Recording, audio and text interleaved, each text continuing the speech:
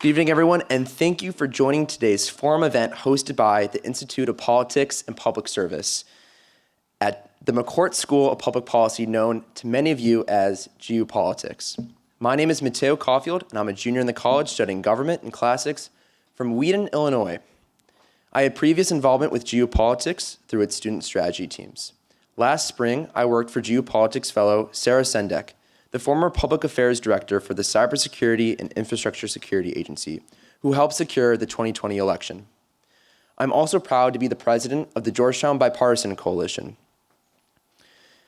It is a student-led organization dedicated to bridging the political divide in this country and on Georgetown University's campus.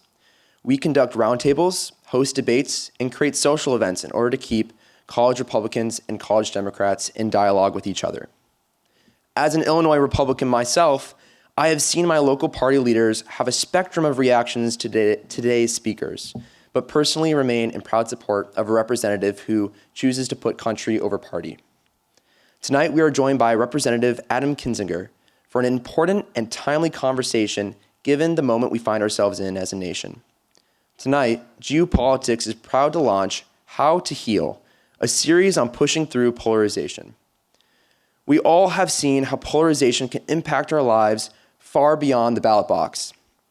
This era of deep cultural and political division has also translated over into our views of justice, opportunity, freedom, and society.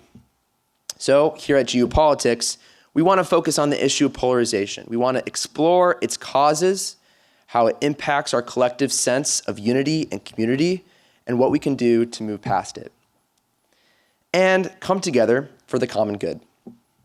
Featuring guests from diverse perspectives and different walks of public life, How to Heal explores ways we can move past polarization that defines our politics, our public health, and so many other aspects of society. Join us as we welcome our first speaker to launch the series, Representative Adam Kinzinger. This event is being co-sponsored by the Georgetown University College Republicans and the Georgetown University Bipartisan Coalition. Please join the conversation on social media by tagging Geopolitics using @Geopolitics and the official event hashtag #HowToHeal. Now I'd like to welcome onto the stage Mo Alithi and Representative Adam Kinzinger.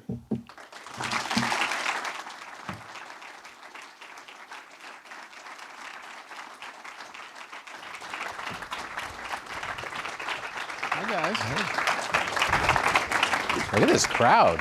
Hoya Saxa, everyone. Yeah. Thank you all for joining us tonight. Thank you, Congressman. Welcome back. Thanks. Good Welcome to be back back to Georgetown. Welcome back to Geopolitics. We were just reminiscing backstage that the last time you were here was for a panel discussion we did back in the day on the politics of Syria, back when people were actually still talking about Syria.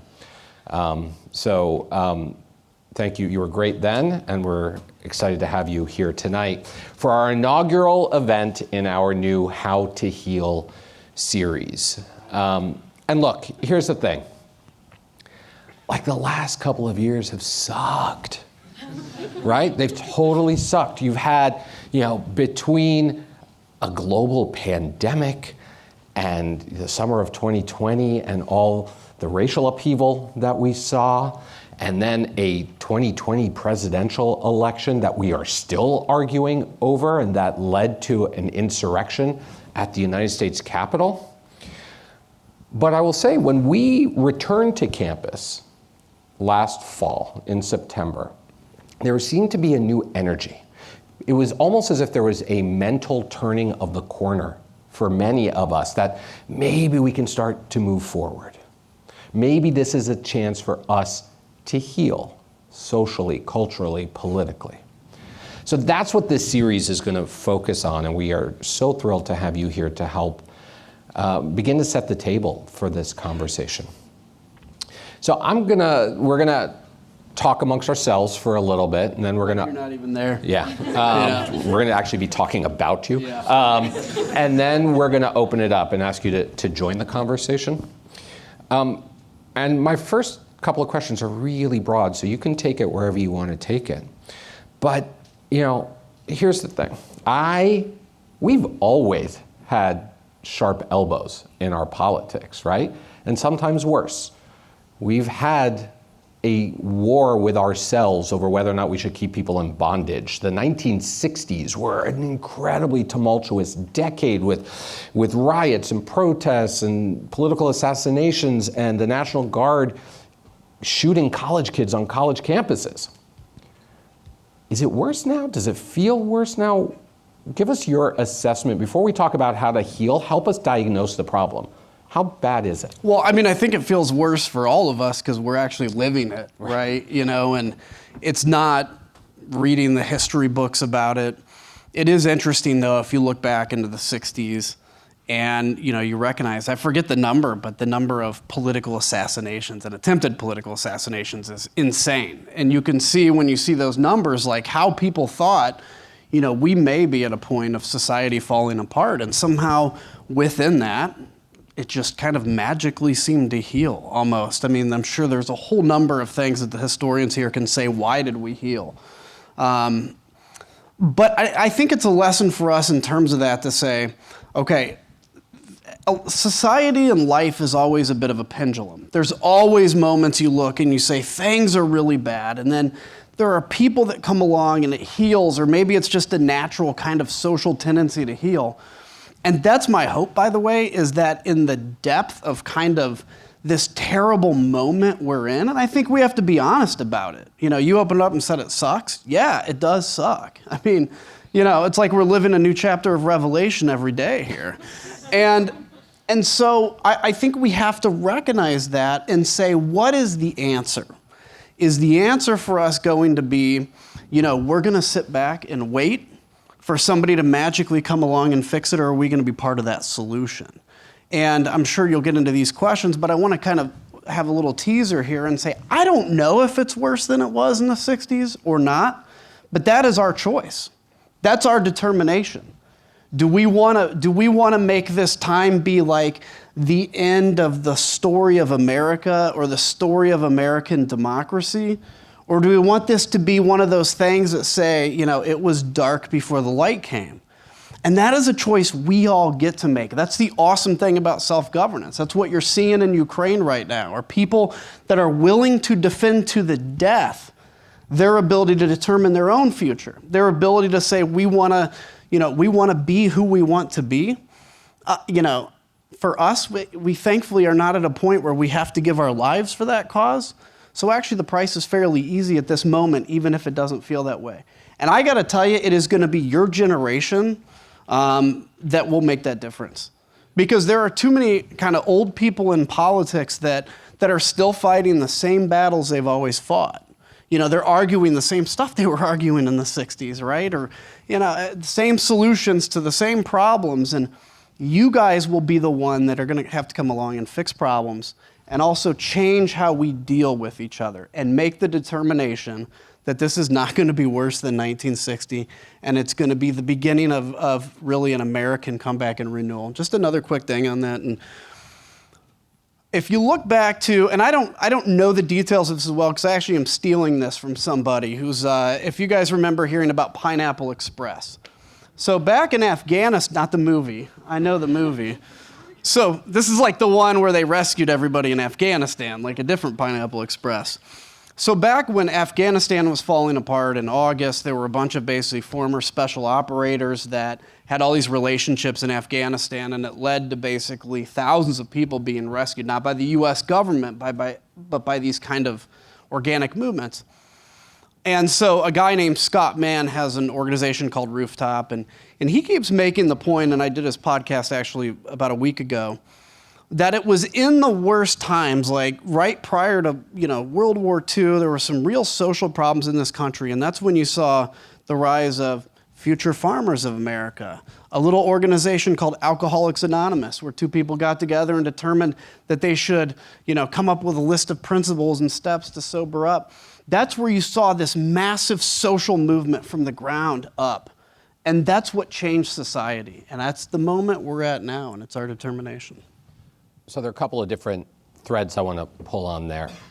You've talked a lot about, in the past, toxic tribalism and how dangerous that is to democracy. And I agree with you. I actually believe that these filter bubbles that we live in, and that through a series of conscious and subconscious decisions that we make every day, are isolating ourselves from one another. One of the things we talk about a lot at the Institute is the need to pop those every now and then and just try to see one another and hear one another.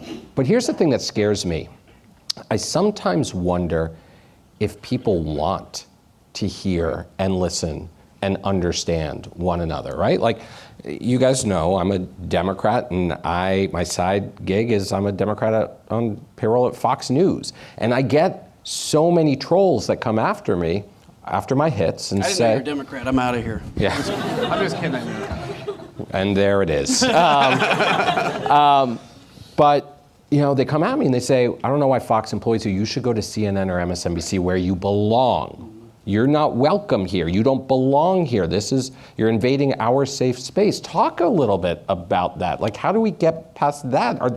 Do people really want to get past that? It's a great question. And there's real comfort in whatever your social circle is. So if you think about when I was a kid, your friend group was kind of who lived in your neighborhood. Right? That was my friends that I played with, but that was also my parents' friends. They had friends obviously outside of that, but if you're out mowing your lawn and the neighbor's out, you may have a beer with the neighbor. That becomes kind of your social circle. That doesn't happen anymore. And I think it was particularly accelerated too with COVID, but now people find their social circle on the internet. So let's say you're pro-Second Amendment here, and so you decide, gee, I'm going to get my social circle in a pro-Second Amendment group or anti-Second, whatever it is, whatever the issue is. And so that becomes your social circle on Facebook. So you go home, you're on Facebook, you're on whatever, and you're typing, you're angry, you guys are all agreeing with each other. You feel like you belong to something, right? And we all want to belong. By the way, I actually think people fear.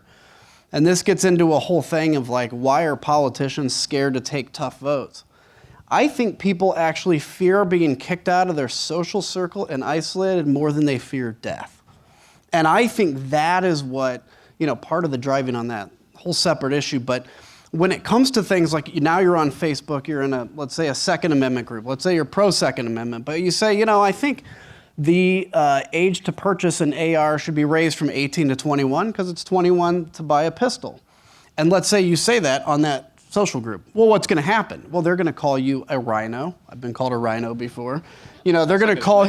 Yeah, that's right. Yeah, that's a nice day for me. But you will be kicked out of that circle. You'll be kicked out of that group. You don't belong here. And so I think people have gotten to the point where thinking through things like, how do I understand a problem from somebody's eyes? How do I empathize with them? It is hard work to do that, by the way. The easy thing is just to find the group, because we have it with technology now, where you can belong, you don't have to think too much, and you can just sit there and feel good. So, yeah, I think what you're saying is a real problem. How do we get there is another question to where people want to change that. And I think some of that's social pressure, just social movements.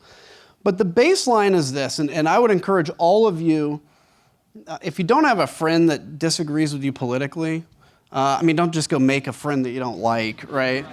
But try to find somebody that thinks differently from you. And try to have see if you guys can just talk to each other and understand from each other's eyes. So I'm going to tell you this. You take the furthest right, the furthest left person, and you boil down what is their fear. Okay? The only reason conflict exists is conflict arises from fear.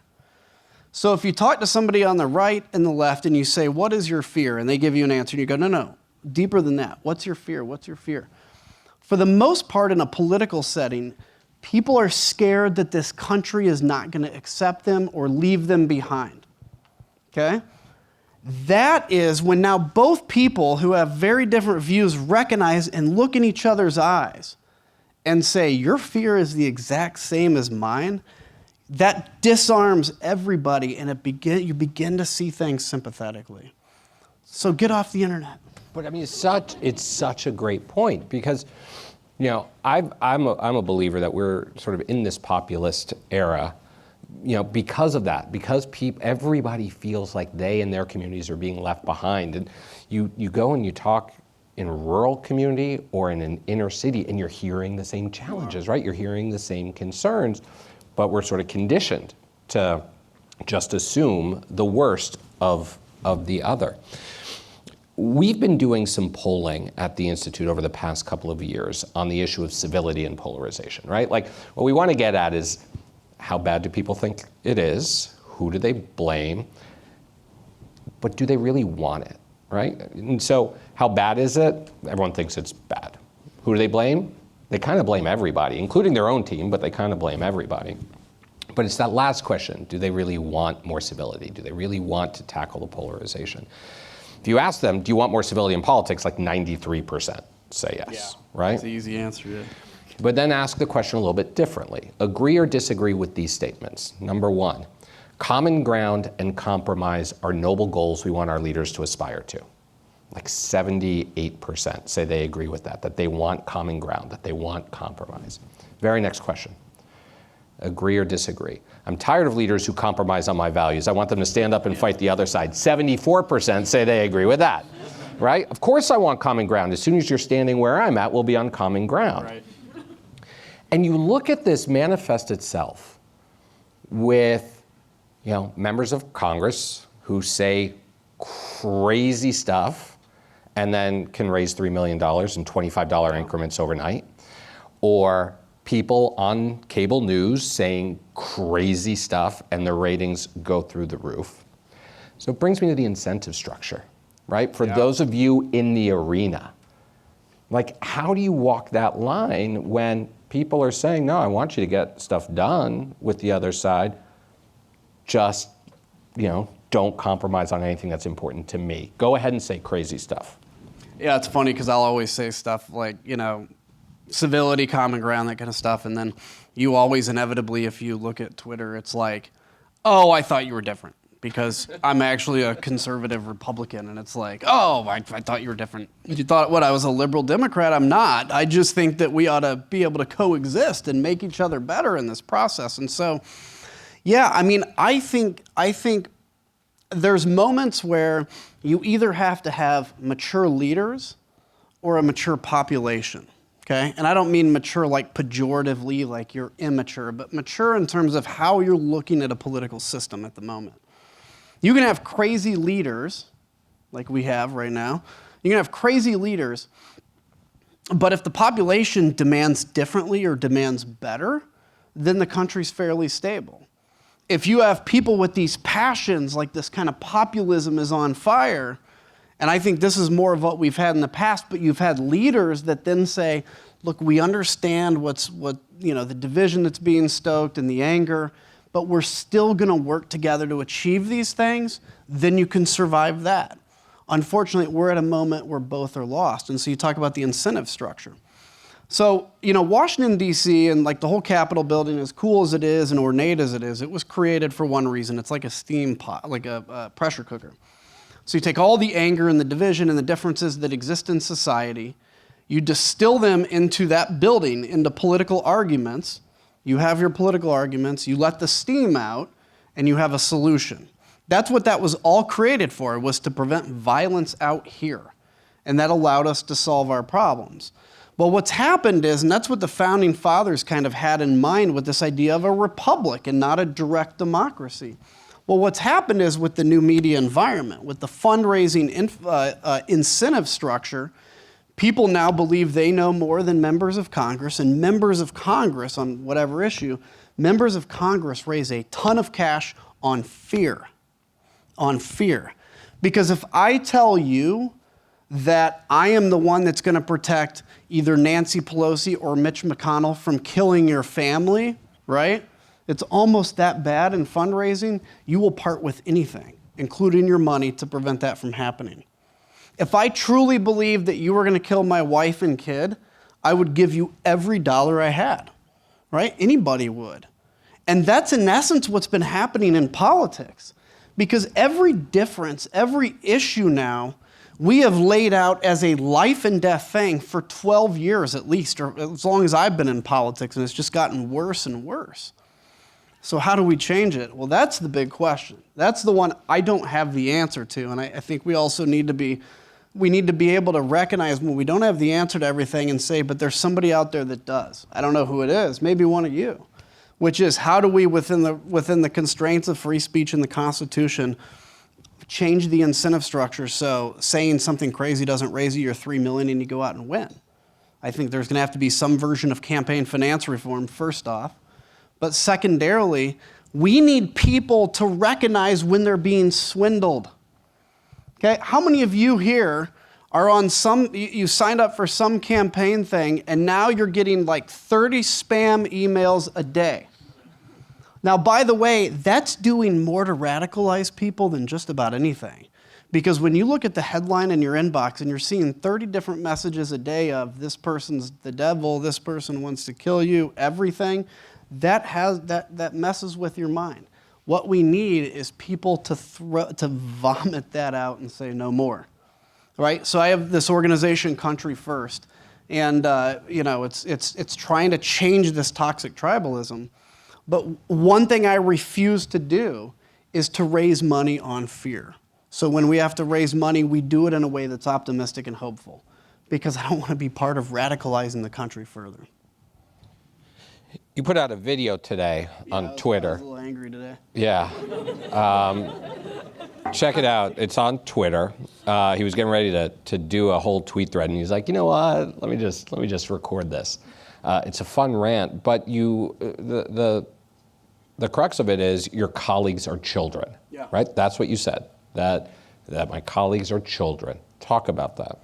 Yeah, I mean, the one thing I would do differently if I kind of went back in time to this morning and recorded it is I'd try to end it on a more optimistic message, which is like, here is how we can make a difference. Because it's one thing to point out a problem, and I think we have to do that.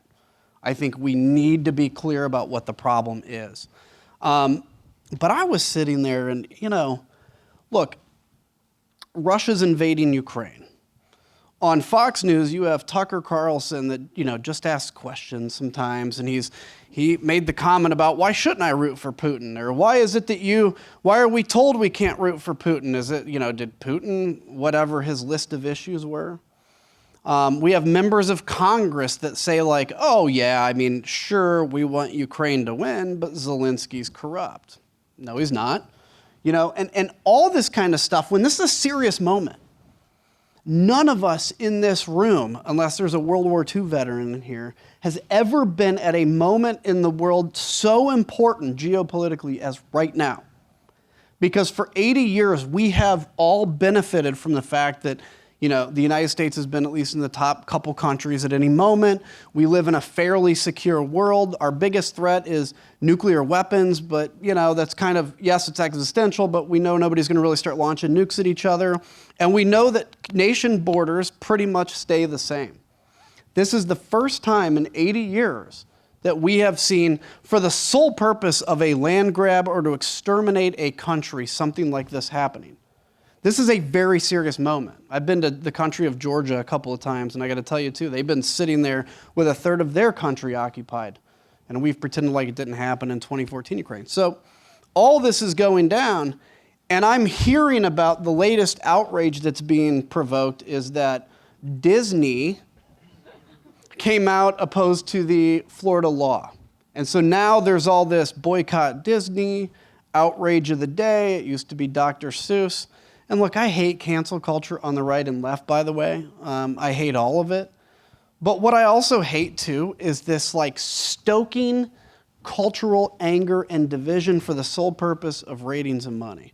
And so I just sat down and said, look, at the most important moment in world history that any of us have ever been alive in, and hopefully will ever be alive in, because I don't want it to get any worse, like, we are sitting here debating the latest cultural issue, the cultural fight. You are being governed by a bunch of children.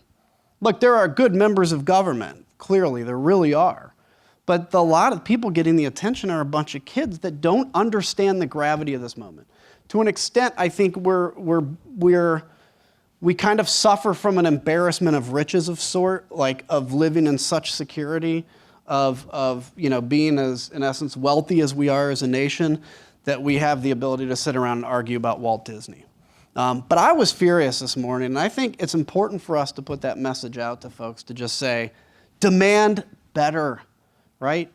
And when we talk about compromise and common ground, I'm not talking about somebody giving up what they believe and going and becoming moderate or squish or not arguing. Keep that, but recognize you live in a society with people that are different than you. And by the way, if you get married, that's something you got to learn too. You're going to have to coexist with somebody very different from you, and that's a good art and a good skill. Yeah, there's just that last point reminded me of this polling that I've seen that shows, it's been asking for several years, would you be offended if your child married outside of your fill in the blank? Yeah. And for the first time in recent years, outside your party offends more people than outside race or religion. Yeah. So I guess in a that's way, progress. it's good and bad. Yeah. But I want you to think about that too for a second. Actually, the most arbitrary thing in the world that you should pick a friend on, if you really think about it, is their view of government. It's the most arbitrary. I want to pick a friend on who I like to hang out with, who has common interests. Your view of government is actually the stupidest reason to go find somebody as a friend, but that's what we all use. In a few moments, we're going to open up the conversation to all of you, so start thinking about your questions. We're painting a pretty bleak picture here, right, in this conversation. Our motto at the Institute, no joke, our motto is public service is a good thing, politics can be too. Yeah. Is there a reason that we should keep that motto? Based on this conversation, I don't know. I mean, where is the optimism that we can turn the corner and that through politics affect the kind of change you're arguing we need, the kind of healing that you're arguing we need? So that's a great point, is recognizing, the first step, right, to recognizing your problem is admitting you have a problem. We have a problem. Now, why am I optimistic and how can we kind of heal? And why is politics still an honorable thing to get in? Well, first off, for me, I represent 750,000 people. So I was flying home my freshman year. I'm looking out the window, flying back to Chicago, and I just see this, I'm a pilot. You know how if you're in the room with a pilot, he'll tell you, or she'll tell you. But I'm looking out the window and I see this giant city, and I realize that's probably a city of 100,000 people, and I'm like, I represent 7 times that. And so from whether it's on the city council, whether it's Congress, whether it's anything, you recognize that no matter what the environment is in politics, you're the voice for people that are angry, they're upset, or they're happy, but you're the one that has to take their voice. From a staff perspective, if you're working for a member of Congress, you're actually like the congressperson, because staff is so important. And so that is where we can make real change. That is where we can make a real difference. And until we actually put good people in this business that are willing to put their careers on the line, by the way, to say the right thing, to say what needs to be said, then it's going to get worse. But that's why I'm optimistic, because your guys' generation, I got to tell you, is so interested and engaged in this stuff, and they're so fed up that we're not going to see a generation of people that are fed up and say, we're just not going to pay attention. You all are fed up, and you're going to be spurned to action. So that's why I really do believe, otherwise I wouldn't even be doing this. I mean, honestly, I'd go figure out how to live the rest of the time in a secure country as best I can until we all fall apart. I really believe that we're at the end of those dark moments and that we're going to come back pretty strong from this. But that's literally in your guys' hands. There are 2 standing mics, 1 in each aisle. We're going to start taking your questions now, so just start lining up at those microphones, and when it's your turn, I'll call on you. Tell us who you are, your school, your year, where you're from, and then your question as succinctly as possible. So feel free to start taking to the mics. And let's start right over here. Hi. Hi. Is this on? Yeah. Yep. I'm Kesley. I'm a freshman in the college. I'm studying biology. although that is another issue. Um, we can call my mom about that. But my question is that you guys have painted this picture of everybody who thinks that their issue is life or death. And I want to know how we make the decision of who has to compromise and who feels like, who gets to choose like which issues have to give or where we actually have to compromise. Because like, I can say like, yeah, there are issues that I would compromise on, but I can say that because I'm not a member of necessarily the groups that feel like they're being under attack, if that makes any sense. That's a great question. And by the way, just so you know, as you're trying to figure out biology, I failed out of college my first year because I was in a fraternity, and I worked in a department store for 6 months, reapplied to the college, then got all straight A's, but changed my major in that process. So no matter what you challenge with, you too can be a congressman, even if you... My second semester GPA was a 0.8. Listen, you got to work hard to get a 0.8, okay? All right, so that's a little about me. In terms of how to figure out compromise, this is the art. This is the art of human interaction. There's no science to it. There's no metric you can put on an issue and say, this is X important to you, it's Y important to me, here's the mathematical solution. It is human interactions. You know, if you're married or you're dating somebody, how is it that you figure out if you go to Applebee's or Chili's, the two best restaurants in the world, right?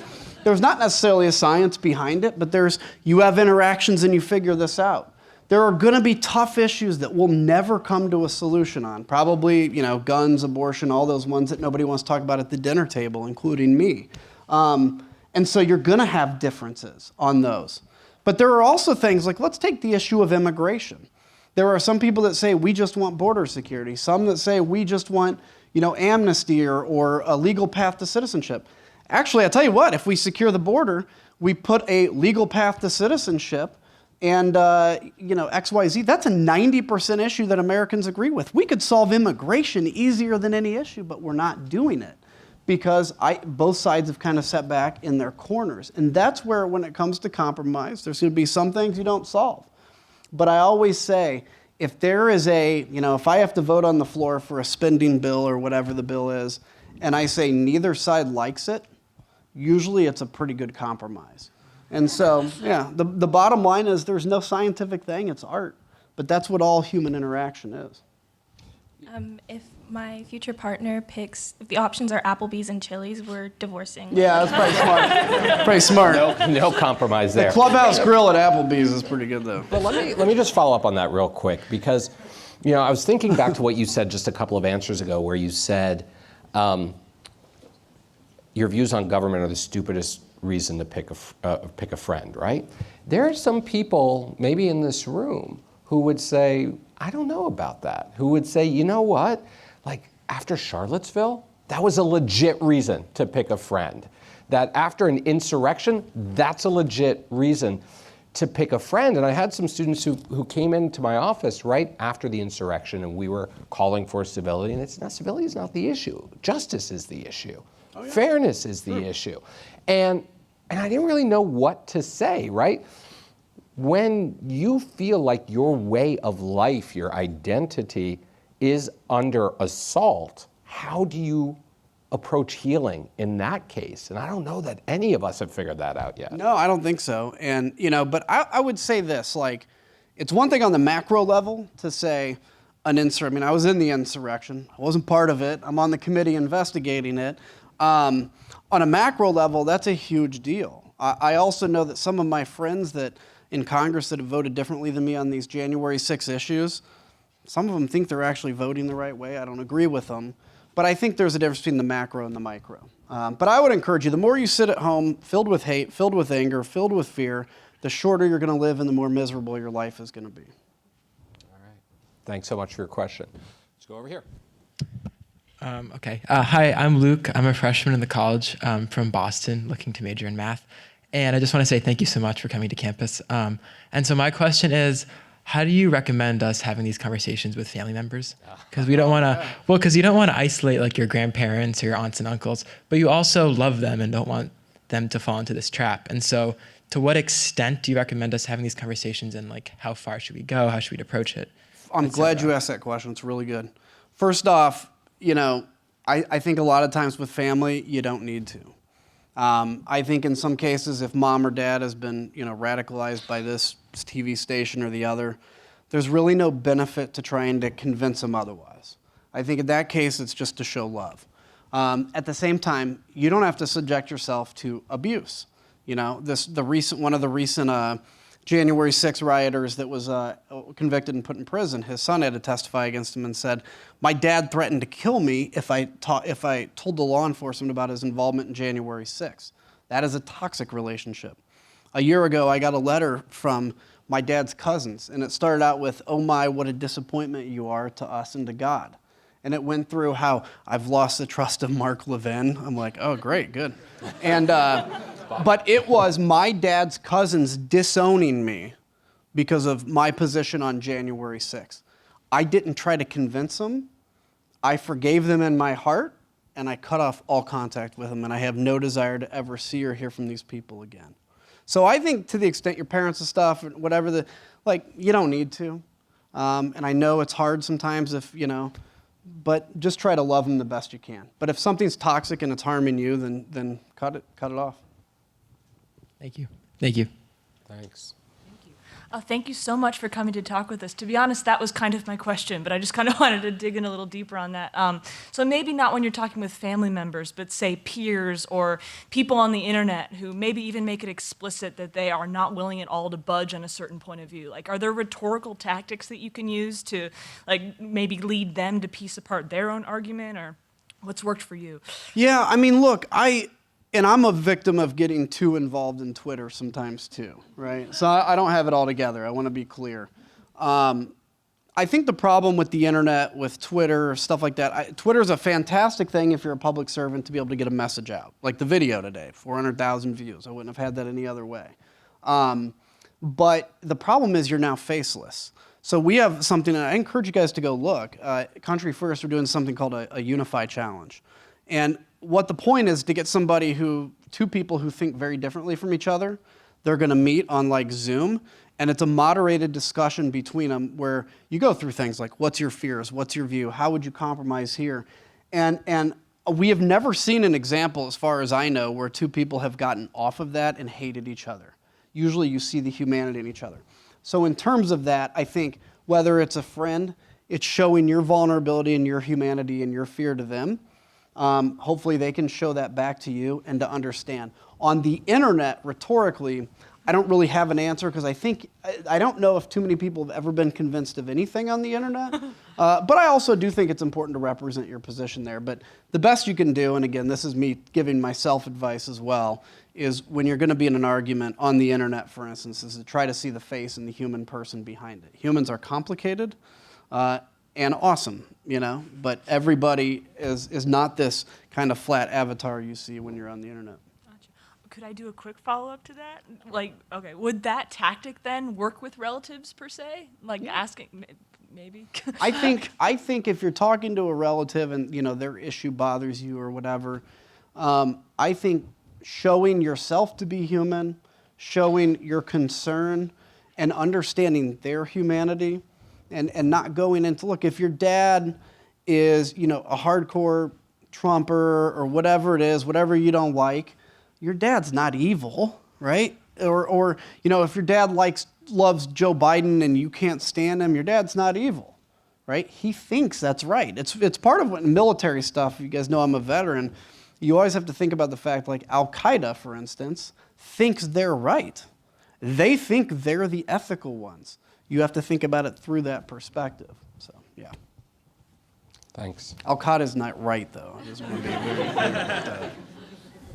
Hey, Congressman, thank you so much for your service on all levels in the military and what you're doing in Congress right now.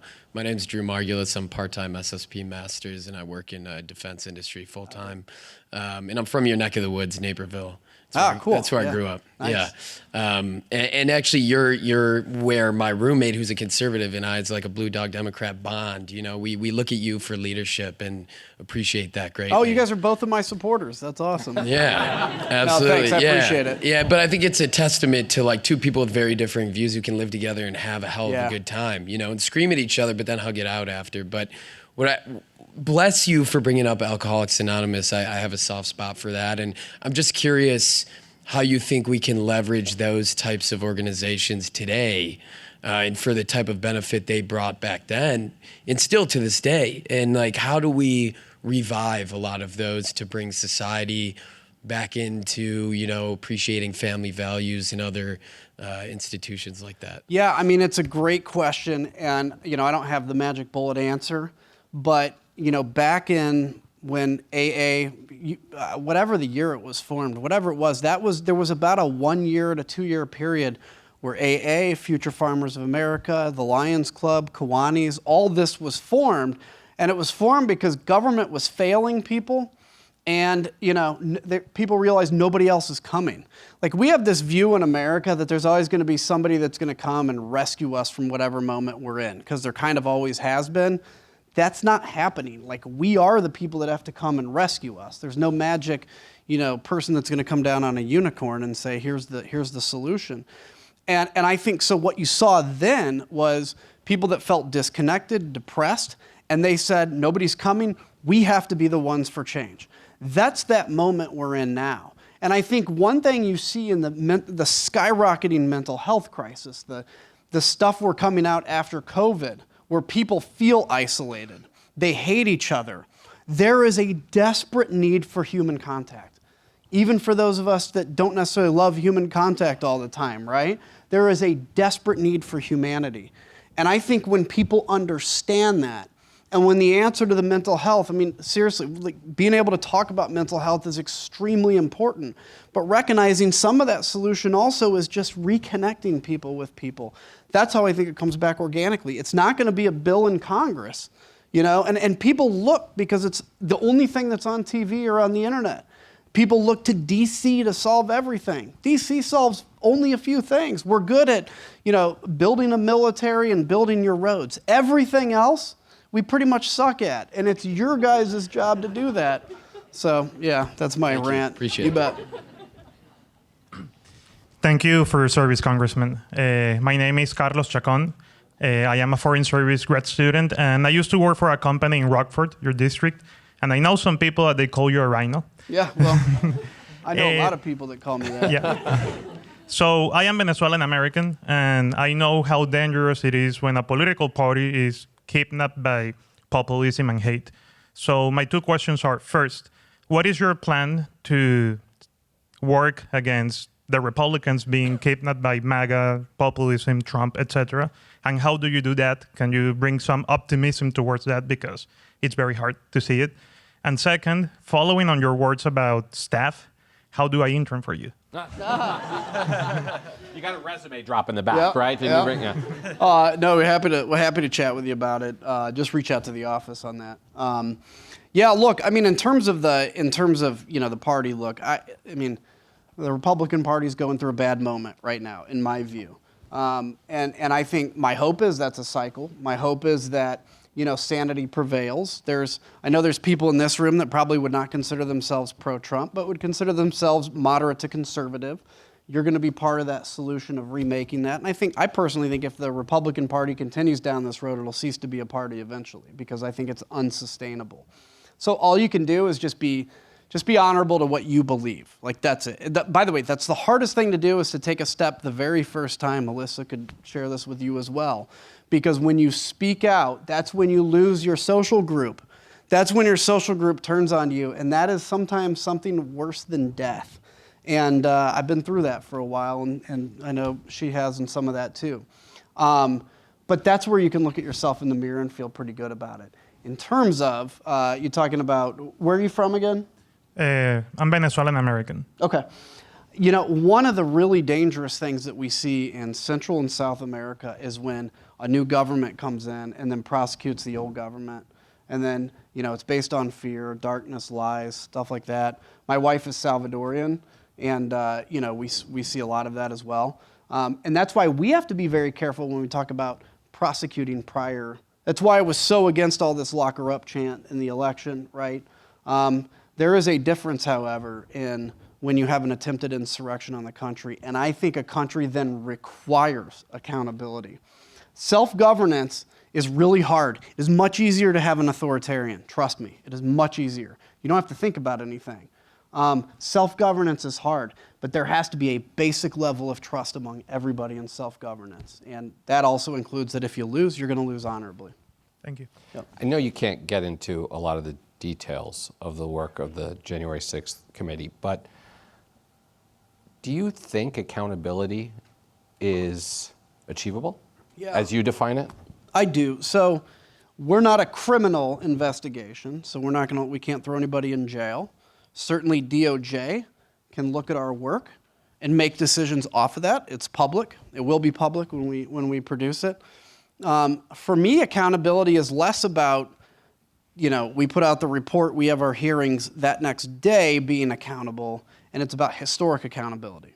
I'm going to tell you, anybody that is out there pretending like January 6th didn't happen, or it was tourists, or whatever, in 5 or 10 years, they're gonna be very embarrassed about their role in history.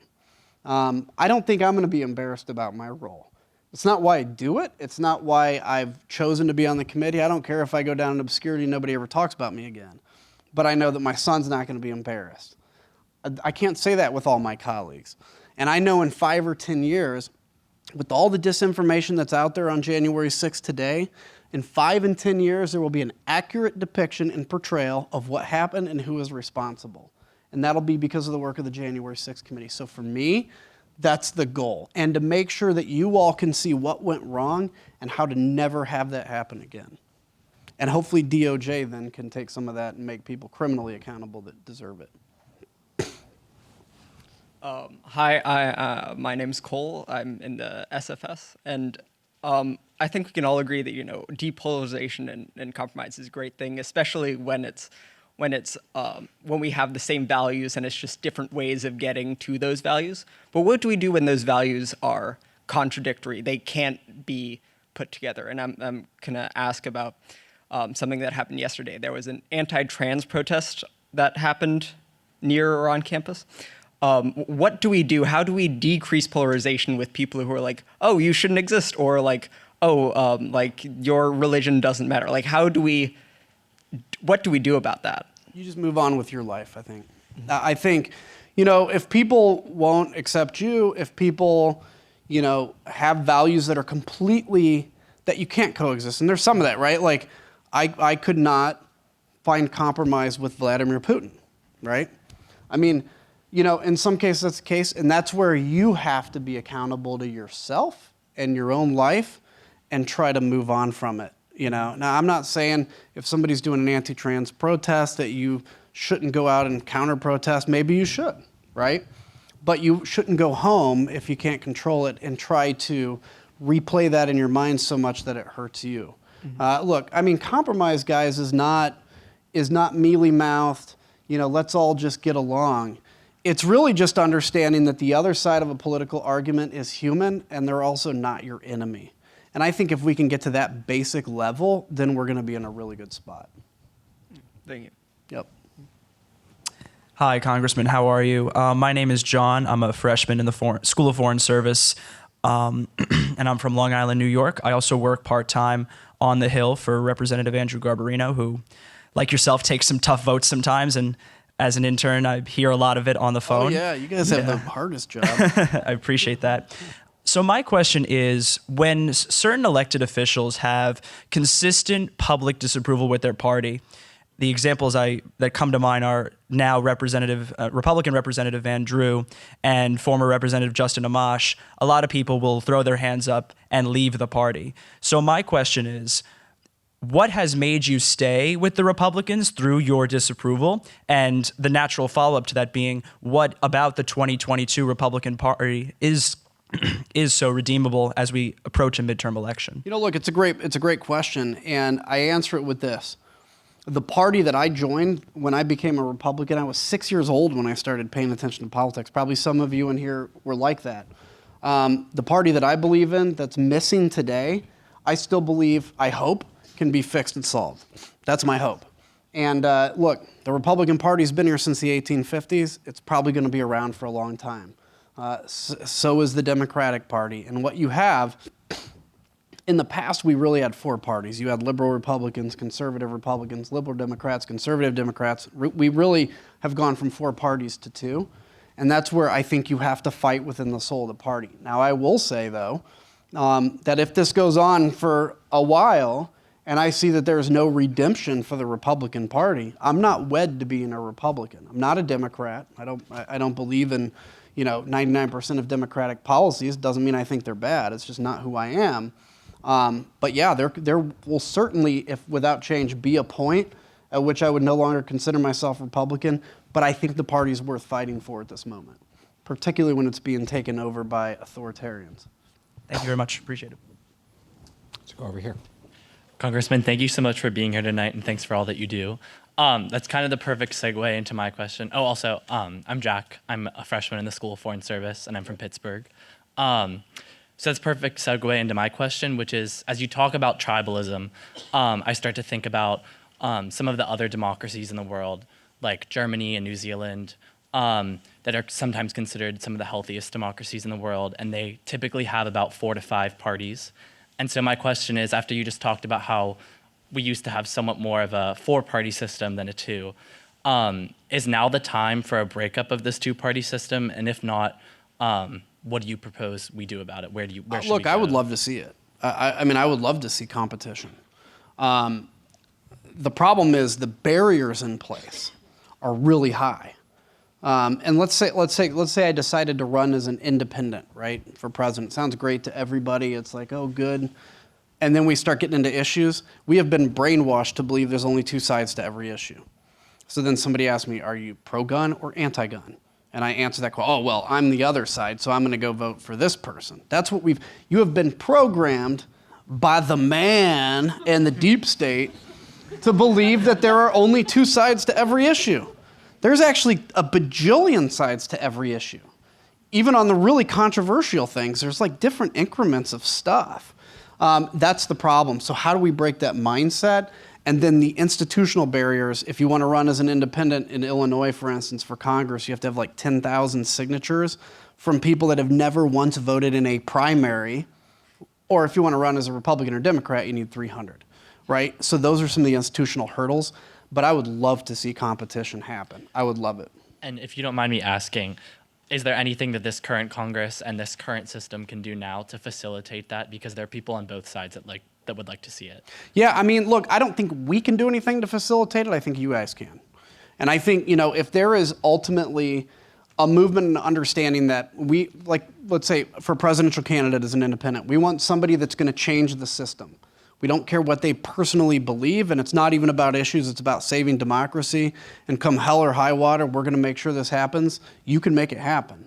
But if we get back into but the thing that's most important is where do you stand on taxation? Where do you stand on these tired issues we argue all the time? You'll never break the 2-party system.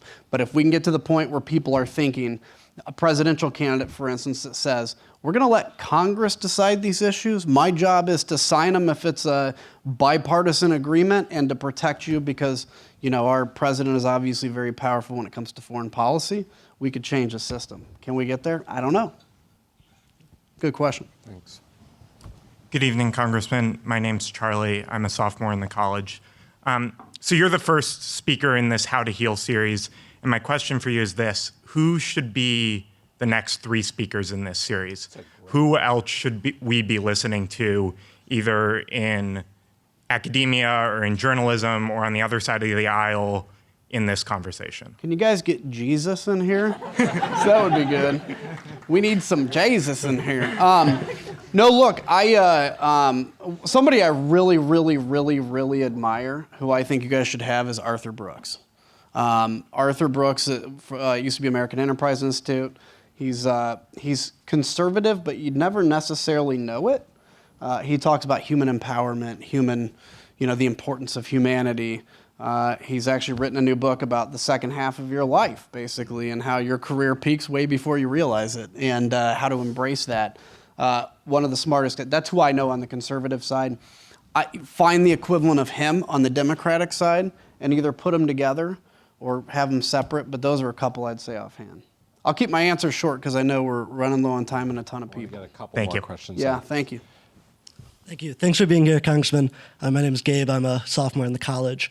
I was wondering, you were talking a little bit before about the direction of your party. Obviously just today, Congressman Fred Upton, your colleague, announced he won't be running for re-election. You've also announced you won't be facing primary voters in the next election, and 4 of the 10 Republicans who voted to impeach President Trump last year have announced that. I'm curious what message you think that sends about that kind of fight for the party you were talking about which kind of faction of the party has the strength right now. Yeah, so the question is this, what's the better message? Not taking on an unwinnable fight or taking it on and getting crushed? Which one does Trump gloat more over, right? Look, in my case personally, even if none of this was happening, I probably wouldn't run again anyway. I've been in 12 years.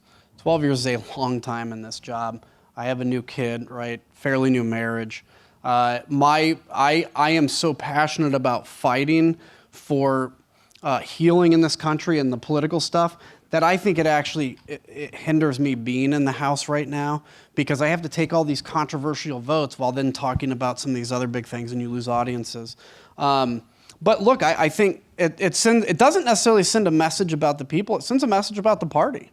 And the party is, look, you say you want honorable people to go and vote their conscience, and then when they do, you throw them out. So yeah, I mean, I think it's not the best message, but I think it's the reality of where we are, which is, hey, we're in a moment where if you vote to impeach the president for an insurrection, it's tough to survive. Thank you. Thanks. Let's take 2 more, and then I've got a closing question because I know you got to get out of here. And anybody behind the 2 front ones, you were slow, so don't blame us. Got a fast one then. Hi there, Congressman. Thanks so much for being here. My name is Zach. I'm a sophomore in the School of Foreign Service. And my question sort of segues from the previous one, which is we've had a great conversation today, obviously, about the origins of polarization and division among the American electorate and the public. But I guess going into this on the electoral level, one of the main reasons for polarization in Congress has been gerrymandered congressional districts. Oh, yeah. And the fact that, I'm sure no stranger to this, but the fact that, the number of even districts has been dwindling, year after year. And I guess on a practical level, how do we foster, candidates who are more moderate or open to compromise or are more ideologically heterodox, considering the fact that these districts are just becoming more and more polarized? Vote in primaries. So I have Country First, the organization, we've got a movement called Primary First, where we're encouraging people, if you live in a Republican district, for instance, you may be an independent or a Democrat, and you're like, I'm not a Republican, I'm not pulling a Republican ballot, you should. Because if you're going to be represented by a Republican, you have no voice then in who that's going to be. And so I think on the near term, it's that vote in a primary pick. On the long term, I think redistricting reform, sure. I don't know if that's necessarily going to happen. I think it's changing in the financial system, and I do think there's real merit in things like ranked choice voting. Yeah, thank you. Thanks. We'll do one more here. Congressman, thank you so much for being here. My name is Ken Searing. I am a Master's of Policy Management student here at the McCord School, and I come from a bit of an unorthodox background of being a Peace Corps volunteer who became a police officer for the past 10 years. Dang, man.